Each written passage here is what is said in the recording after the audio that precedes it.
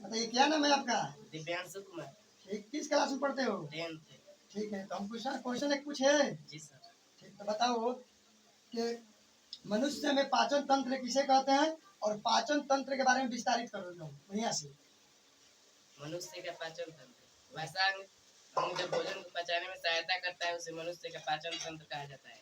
मनुष्य का पाचन तंत्र दो क्रिया से होता है, आहार नाल, पाचक ग्रंथि। आहार नाल मनुष्य के मुख तथा गुद्दा के बीच के भाग को आहार नाल कहते हैं, जिसकी लंबाई 8 से 10 से मीटर होती है। भोजन पाचन के समय इसी में रहता है। आहार नाल के अंतर्गत मुख गुहा, ग्रास नाली, आमाशय, छोटी आंत, बड़ी आंत, रेक्टम, गुद्दा आता है। मुख गुहा एक खाली रचना होती है जिसमें एक जीभ तथा 32 दांत पाया जाता है। इसमें इसमें 3 ग्रंथि पाई जाती है, पैरोटिड, सबलिंगुअल, सबमैंडिबुलर। मुख गुहा से होते हुए भोजन ग्रसनी में जाता है। मुख गुहा का अगला भाग ग्रसनी कहलाता है। इसमें 2 द्वार होता है, निगल द्वार, कंठ द्वार। निगल द्वार के होते हुए भोजन ग्रास नली में जाता है। ग्रास नली में क्रमकुंचन की क्रिया होती है, भोजन का पाचन नहीं होता है। ग्रास नली एक नलिका जैसी होती है। ग्रास नली के बाद भोजन आमाशय में जाता है। आमाशय ये भोजन को संग्रहित या इकट्ठा करता है। इसके 3 भाग होता है, ग्रहणी, जेजुनम, इलियम।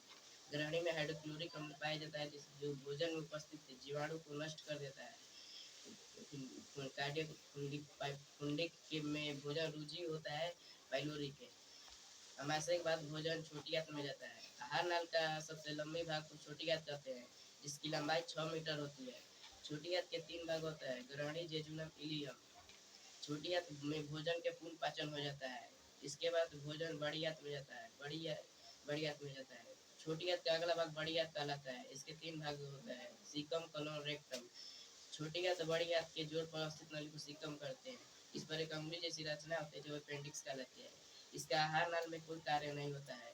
सीकम के होते हुए भोजन कोलोन में जाता है, जिसमें जल का अवशोषण होता है। जल का अवशोषण होने के बाद भोजन रेक्टम में जाता है, जहाँ भोजन अस्थायी तौर पर संचित रहता है, जो समय समय पर गुद्दा के रास्ते मल के रूप में निष्कासन होता है। धन्यवाद।